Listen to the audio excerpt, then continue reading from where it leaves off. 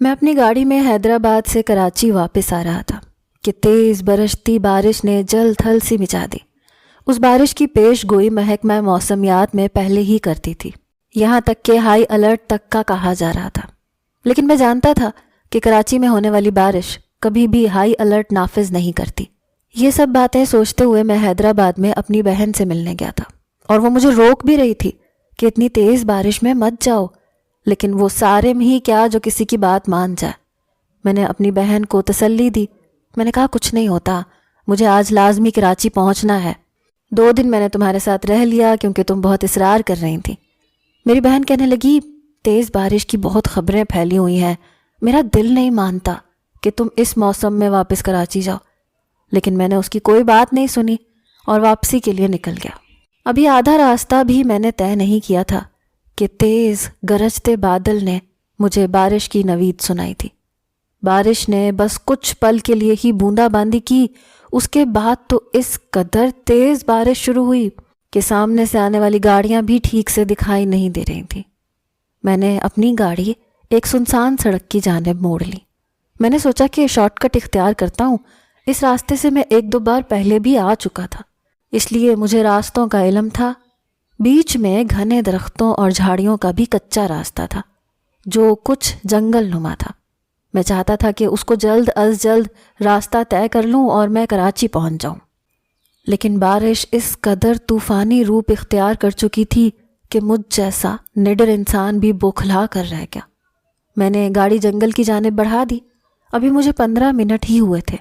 میں جنگل کے درختوں کے بیچوں بیچ کچے راستے میں اپنی گاڑی آگے بڑھا رہا تھا جب مجھے یوں محسوس ہوا جیسے سامنے کوئی لڑکی ہے۔ کچھ پل کے لیے یہ گمان ہونے لگا کہ اس وقت جنگل میں لڑکی کیسے ہو سکتی ہے، کہیں کوئی بھوت پریت کا چکر نہ ہو۔ یہ سوچ کر مجھے خوف سا محسوس ہوا۔ وہ لڑکی بالکل میرے سامنے گاڑی کے تھی اور اپنے ہاتھ کے اشارے سے گاڑی کو روکنے کے لیے کہہ رہی تھی۔ اگر وہ میری گاڑی کے دائیں بائیں جانب کھڑی ہو کر مجھے روکنے کی کوشش کرتی تو شاید میں گاڑی نہ روکتا، لیکن وہ بالکل گاڑی کے سامنے تھی۔ مجبوراً مجھے گاڑی روکنی پڑی۔ اندر ہی اندر میں گھبرا بھی رہا تھا کہ کوئی بھی لڑکی رات کے 2 بجے جنگل میں نہیں ہو سکتی۔ وہ لڑکی بھاگتی ہوئی میری گاڑی کے فرنٹ ڈور کی جانب آئی۔ میری کھڑکی کھٹکھٹانے لگی، مجھے کھڑکی کے شیشے نیچے کرنے کا اشارہ کرنے لگی۔ برستی بارش میں وہ لڑکی مکمل طور پر بھیگی ہوئی تھی، کافی خوبصورت تھی۔ اس نے ایک تنگ اور چست قسم کا لباس پہن رکھا تھا جو بارش کی وجہ سے اس کی زینت کو اور بھی نمایاں کر رہا تھا۔ اس پر اس کا باریک سا دوپٹہ اس کو چھپانے کے لیے ناکافی تھا۔ نہ چاہتے ہوئے بھی میری نظروں میں بے باکی سی اتری تھی۔ میری نظر بے ساختہ اس کا سر سے پیر تک جائزہ لینے لگی۔ بارش نے اس کی خوبصورتی کو ایک الگ ہی رنگ دے دیا تھا۔ میں نے اپنی گاڑی کا شیشہ نیچے کیا۔ وہ کہنے لگی خدا کے لیے گاڑی کا دروازہ کھولیں، میرے پیچھے 3 اوباش لڑکے پڑ گئے ہیں، میری عزت کو بچا لیں۔ چہرے سے لگ رہا تھا کہ رو دے گی۔ کافی خوف زدہ اور بدحواس بھی تھی۔ تیز بارش میں وہ یہاں کیا کر رہی تھی اور وہ لڑکے اس کے پیچھے کیسے پڑ گئے تھے؟ اس سوال نے مجھے اس لڑکی کے بارے میں مشکوک کیا تھا۔ اس نے اب میرے آگے ہاتھ جوڑ دیے۔ کہنے لگی خدا کے لیے مجھے لفٹ دے دیں، کراچی پہنچتے ہی آپ مجھے گاڑی سے اتار دیجیے گا۔ مجھے تو اس وقت کچھ بھی نہ سوجی۔ میں نے اسے کہا ٹھیک ہے آپ بیٹھ جائیں۔ میرا یہ کہنا تھا وہ جلدی سے دوسرے فرنٹ ڈور کی طرف آئی اور دروازہ کھول کر اندر بیٹھ گئی۔ اس نے دروازہ بند کیا۔ کہنے لگی جلدی جلدی سے چلیں، کہیں وہ لوگ میرے پیچھے نہ آ جائیں۔ وہ بار بار پیچھے کی جانب دیکھ رہی تھی۔ میں نے گاڑی سٹارٹ کر کے آگے بڑھا دی۔ بار بار وہ مجھ سے کہہ رہی تھی گاڑی کی سپیڈ ذرا تیز رکھیے۔ میں نے کہا کہ آپ یہاں جنگل میں پہنچی کیسے؟ میرے سوال پر وہ کچھ تذبذب کا شکار ہوئی۔ میری بات کا جواب دینے کے بجائے کہنے لگی پانی ہے آپ کے پاس؟ مجھے بہت پیاس لگی ہے۔ میں اکثر گاڑی میں پانی کی بوتل رکھتا تھا، اس لیے میں نے پچھلی نشست سے پانی کی بوتل اٹھائی اور اس کی طرف بڑھا دی۔ اس نے وہ بوتل کھولی اور گھونٹ گھونٹ پانی پینے لگی، ساتھ ہی باہر دیکھنے لگی۔ میں جو اس انتظار میں تھا کہ وہ مجھے یہاں جنگل میں پہنچنے کی وجہ بتائے گی، لیکن اس نے مجھے کوئی بھی جواب نہیں دیا۔ اس کے چہرے کی بدحواسی اور گھبراہٹ کافی حد تک کم ہو چکی تھی۔ میں نے کہا محترمہ آپ اس وقت جنگل میں کیسے پہنچی؟ میرے دوبارہ سوال کرنے پر وہ مجھے کنکھیوں سے دیکھ رہی تھی۔ کہنے لگی میری گاڑی خراب ہو گئی تھی، میں بہت پریشان تھی، راستہ سنسان تھا، میں گاڑی میں بیٹھی ہوئی تھی کہ وہاں پر کچھ اوباش لڑکوں کی گاڑی گزری، میری گاڑی کو دیکھ کر وہ گاڑی رک گئی، مجھے گاڑی میں اکیلا دیکھا تو وہ لڑکے میری گاڑی کا دروازہ کھٹکھٹانے لگے، ان سے اپنی عزت بچانے کی خاطر میں نے پچھلی نشست کا دروازہ کھولا، وہ لوگ جیسے ہی میری گاڑی میں بیٹھے میں اگلا دروازہ کھول کر گاڑی سے نکل کر بھاگنے لگی۔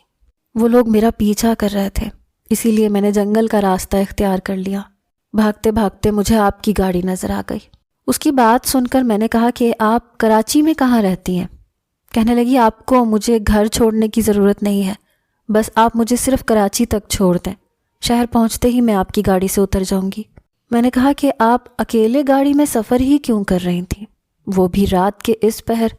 اس وقت رات کے 2-2:30 بج رہے تھے، اور ایک لڑکی کا اس وقت سنسان سڑکوں پر سفر کرنا میری تو سمجھ سے باہر تھا، اور وہ بھی اکیلے۔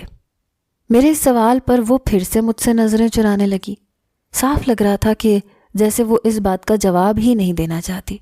بہرحال جب میں نے یہ دیکھا کہ وہ میرے سوال کا جواب ہی نہیں دینا چاہتی تو میں نے بھی اس سے کوئی سوال نہیں کیا، چپ چاپ گاڑی چلانے لگا۔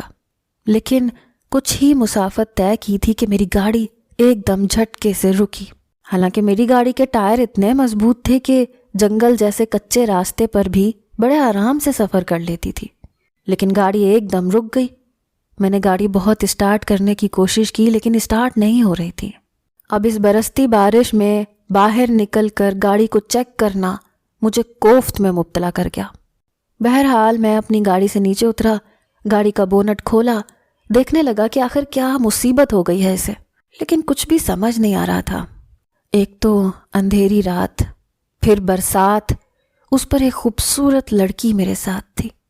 نہ چاہتے ہوئے بھی میرے ذہن میں بہت سی غلط سوچیں جنم لینے لگیں۔ ایسے موقع پر مرد کا اپنے جذبات اور خیالات پر قابو رکھنا بے حد مشکل ہو جاتا ہے۔ اس پر گاڑی کی خرابی سمجھ نہیں آ رہی تھی کہ وہ رکی کیوں۔ بہرحال اس 5 منٹ میں میں پورا بارش سے بھیگ چکا تھا۔ سردی بھی لگ رہی تھی کیونکہ بارش سردیوں کی تھی۔ میں غصے سے اپنی گاڑی کی طرف آ رہا تھا جو کہ چلنے سے بالکل انکاری تھی۔ اس جنگل سے کچھ ہی فاصلے پر ایک قصبہ تھا، لیکن 15 منٹ کی پیدل کی مسافت تھی، اور وہ بھی گھنے درختوں کے بیچوں بیچ۔ میں گاڑی سے باہر نکل گیا۔ وہ لڑکی کہنے لگی آپ نے گاڑی کیوں روک دی؟ میں نے کہا گاڑی خراب ہو گئی ہے، چل نہیں رہی۔ یہ بات سن کر وہ کہنے لگی دیکھیں میں سب جانتی ہوں، آپ نے یہ گاڑی جان بوجھ کر روکی ہے تاکہ… اتنا کہہ کر وہ چپ ہو گئی۔ اس کی ادھوری بات کا مطلب جان کر میرا دماغ گھوم کے رہ گیا۔ میں نے حیرت سے اسے دیکھا۔ میں نے کہا مطلب کیا ہے آپ کا؟ کہنے لگی میں سمجھتی ہوں لڑکوں کی گاڑیاں رات کو سناٹے میں اس وقت کیوں رک جاتی ہیں جب ایک لڑکی کسی سے لفٹ مانگ کر بحالت مجبوری ان کی گاڑی میں بیٹھ جاتی ہے، تو گاڑی راستے میں خراب ہو جائے تو لڑکا اپنی شرافت کا جو مظاہرہ دکھاتا ہے مجھے اس کا اندازہ ہے۔ یہ بات سن کر تو میں غصے سے تپ کر رہ گیا۔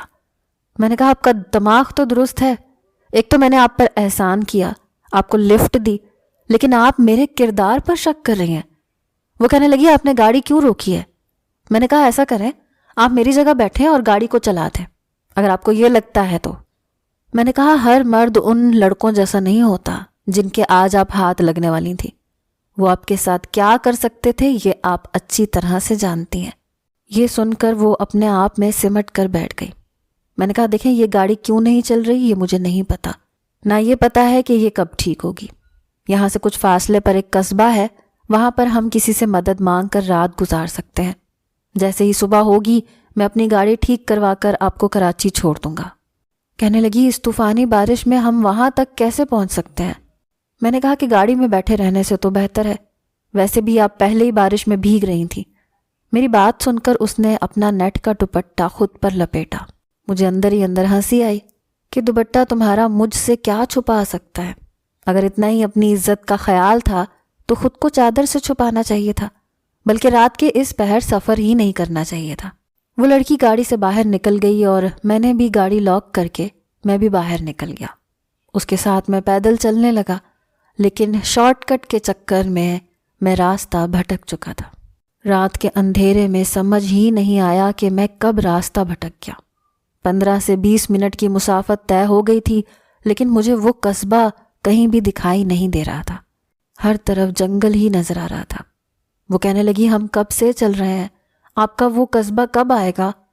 میں نے کہا، شاید ہم راستہ بھٹک گئے ہیں۔ یہ سن کر وہ مجھے مشکوک نظروں سے دیکھنے لگی۔ کہنے لگی، ایسا کریں، آپ نے جہاں جانا ہے آپ جائیں، لیکن میں آپ کے ساتھ نہیں جا سکتی۔ میں نے کہا، اس برستی بارش میں آپ کہاں جائیں گی؟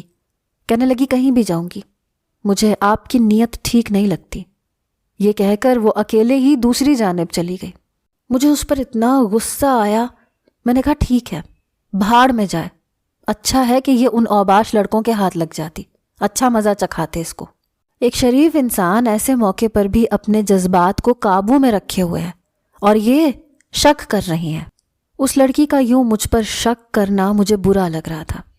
کچھ ہی دیر میں وہ نظروں سے اوجھل ہو گئی۔ میں نے سوچا، میرا کیا ہے، میں راستہ تلاش کر کے گاڑی کے پاس چلا جاؤں گا، گاڑی کی بیک سیٹ پر لیٹوں گا اور سو جاؤں گا، صبح اٹھتے ہی گاڑی ٹھیک کروا کے کراچی چلا جاؤں گا۔ میں ابھی یہی سوچ رہا تھا جب مجھے اس لڑکی کے چیخنے چلانے کی آوازیں آنے لگیں۔ ایک دم سے میں چونکا۔ اچانک سے اسے کیا ہوا؟ میں اس جانب بھاگنے لگا جہاں وہ اور اس کے چلانے کی آوازیں آئی تھیں۔ وہ بس ایک بار ہی چیخی تھی اور اس کے بعد اس کی آواز آنا بند ہو گئی۔ نہ میں اس کا نام جانتا تھا کہ اسے پکار کر پوچھ سکتا کہ وہ کہاں ہے۔ میں نے جس جانب سے اس کے چیخنے کی آواز سنی تھی، میں ادھر ہی بھاگنے لگا۔ میں بار بار کہنے لگا کہ تم کہاں ہو؟ کیا ہوا ہے تمہیں؟ اس وقت میری کوشش تھی کہ میں اس لڑکی کو بچا سکوں۔ ہو سکتا ہے کہیں وہ اوباش لڑکے اس کے پاس نہ پہنچ گئے ہوں۔ میری صحت قابل رشک تھی اور میں لڑنا بھی اچھے طریقے سے جانتا تھا، کراٹے ماسٹر تھا، لیکن اس لڑکی کی دوبارہ آواز نہیں آئی۔ اب مجھے یہ ڈر ستانے لگا کہ کہیں وہ لڑکے اس کے منہ پر ہاتھ رکھ کر اس کے ساتھ کچھ غلط نہ کر رہے ہوں۔ میں ابھی یہ سوچ ہی رہا تھا جب میرا پاؤں کسی چیز سے ٹکرایا۔ میں سمجھ نہیں پا رہا تھا کہ میں کس چیز سے ٹکرایا ہوں۔ ٹکراتے ہی میرا پاؤں پھسلا، کیونکہ جنگل کی کچی مٹی کا وہ راستہ کیچڑ میں بدل چکا تھا۔ اس وجہ سے میں توازن برقرار نہیں رکھ سکا۔ جس سے میں ٹکرایا تھا اسی پہ جا کر گر گیا۔ پھر مجھے احساس ہوا کہ وہ ایک انسانی وجود تھا۔ مجھے خوف پیدا ہونے لگا۔ نہ جانے کون ہے، اندھیرے میں مجھے کچھ بھی دکھائی نہیں دے رہا تھا۔ میں نے اپنی جیب میں سے موبائل نکالا، اس کی ٹارچ لائٹ آن کر کے میں نے اس وجود پر روشنی ڈالی تو میرے حواس گم ہو گئے، کیونکہ وہ وہی لڑکی تھی اور بے ہوش پڑی تھی۔ میں نے اس کو ہلایا جلایا، لیکن وہ بے ہوش تھی۔ مجھے سمجھ نہیں آ رہی تھی کہ میں کیا کروں۔ اس برستی بارش میں نے اسے گود میں اٹھایا اور ایک جانب بھاگنے لگا۔ پتہ نہیں اسے کیا ہوا تھا، وہ کیوں بے ہوش ہو گئی تھی۔ وہیں مجھے سامنے ہی ایک چھوٹا سا کمرہ دکھائی دیا جو کہ کافی ٹوٹا پھوٹا ہوا تھا۔ اس وقت میرے لیے وہی غنیمت تھا۔ میں جلدی سے اس لڑکی کو اس لکڑی کے بنے ہوئے کمرے میں لے گیا۔ وہاں پر ایک ٹوٹی سی چارپائی تھی، میں نے اسے وہاں لٹا دیا۔ پانی اس کمرے میں بھی آ رہا تھا، لیکن جہاں وہ چارپائی تھی وہاں پانی نہیں آ رہا تھا۔ پتہ نہیں جنگل میں وہ کس کا چھوٹا سا گھر تھا جو کہ ٹوٹ پھوٹ چکا تھا۔ میں نے دوبارہ موبائل کی روشنی اس کے منہ پر ماری، اس کے رخسار کو اپنے ہاتھ سے تھپ تھپانے لگا، لیکن اسے ہوش نہیں آ رہا تھا۔ وہ بالکل ٹھنڈی پڑ چکی تھی۔ میں کبھی اس کے ہاتھ کو اپنے دونوں ہاتھوں میں لے کر سہلانے لگتا، کبھی اس کے بالوں کو سہلانے لگتا، بار بار اسے کہہ رہا تھا کہ تم ہوش میں کیوں نہیں آ رہی۔ میں نے دیکھا اس کا پورا وجود کپ کپا رہا تھا، شاید اسے سردی لگ رہی تھی۔ میری کوشش یہ تھی کہ وہ جلدی ہوش میں آ جائے، لیکن میری ہر ممکن کوشش ناکام تھی۔ میں نہیں جانتا تھا کہ میں ایسا کیا کروں، اور پھر اسے بچانے کی خاطر میں اس سے گناہ کر بیٹھا۔ شیطان مجھ پر حاوی ہو گیا۔ وہ مجھ سے یہ کہہ رہا تھا کہ تم ایک ہی عمل سے اس لڑکی کو بچا سکتے ہو، ورنہ یہ مر جائے گی، اور ایسے وقت میں تمہیں گناہ ثواب کا نہیں سوچنا چاہیے، ایک انسانی جان بچانی چاہیے۔ اس وقت اس لڑکی کو حدت چاہیے تھی، اس لیے میں نے اس کی جان بچانے کے لیے میں اس کے قریب گیا۔ اس لڑکی کے قریب آتے ہی میں بہک گیا۔ اس لڑکی کی جان تو بچ گئی، لیکن عزت نہیں۔ کب اس کی زندگی بچاتے بچاتے میں اس کے حسن میں کھونے لگا، اور پھر کب ہر حد پار کر گیا مجھے اندازہ ہی نہیں ہوا۔ وہ ابھی تک نیم بے ہوشی کے عالم میں تھی۔ میں وہاں بیٹھا یہ سوچ رہا تھا کہ اب کیا کروں اور کیا نہ کروں۔ وہ لڑکی اگر سچ جان گئی تو میری بات کا اعتبار نہیں کرے گی۔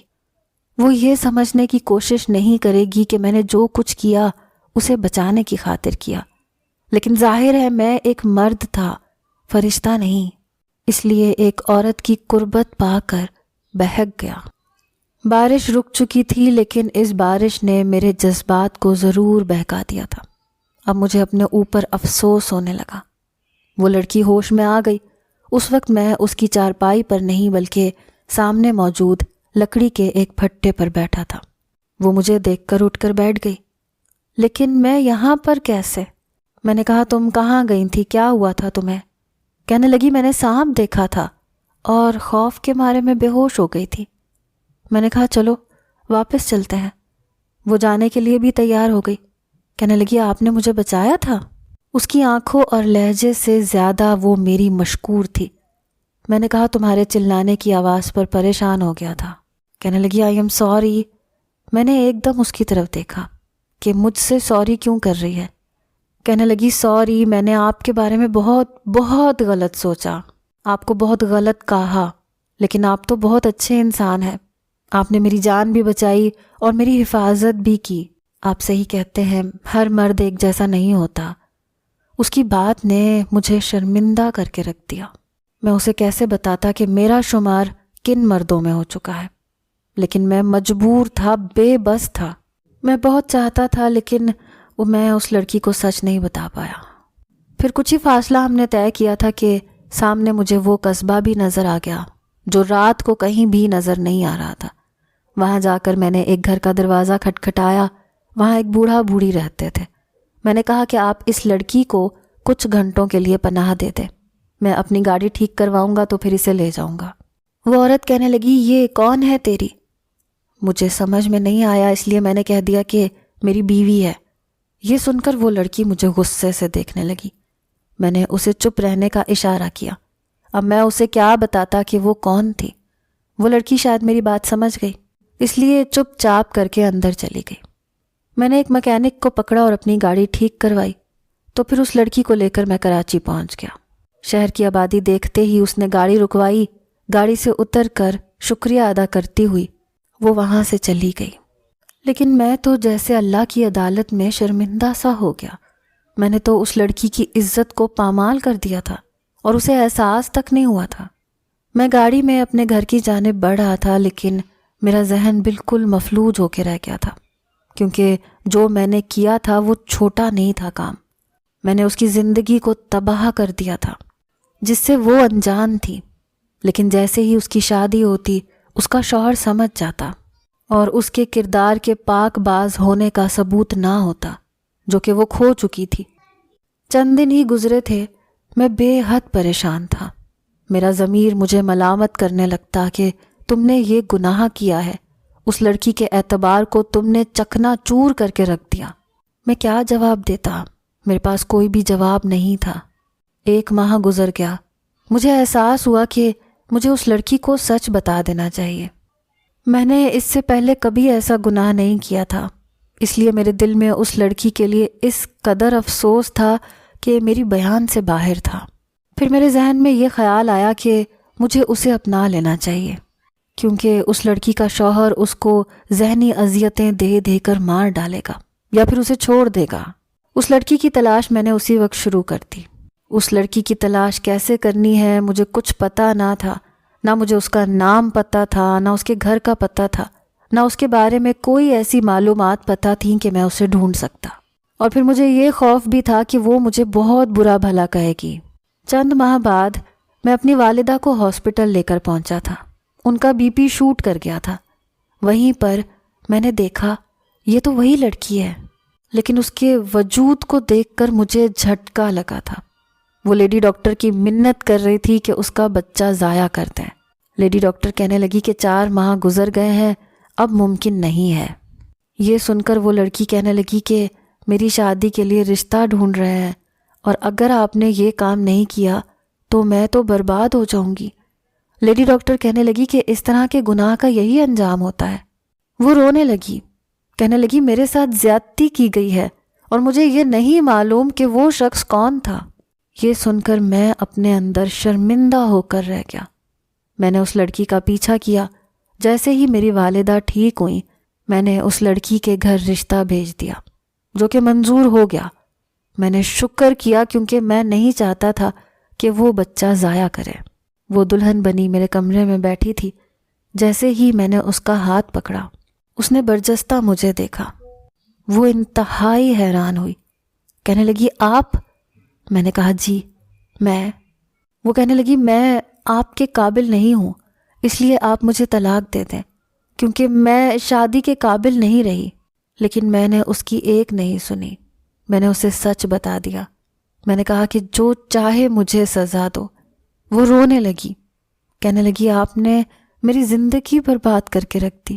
اسے یہ سب سمجھنے میں کچھ وقت لگا تھا، لیکن پھر وہ مجھ سے ٹھیک ہو گئی تھی کیونکہ میں اپنی غلطی تسلیم کر چکا تھا۔ میں نے اسے اپنا بھی لیا تھا۔ آپ بتائیں کیا میں نے ٹھیک کیا؟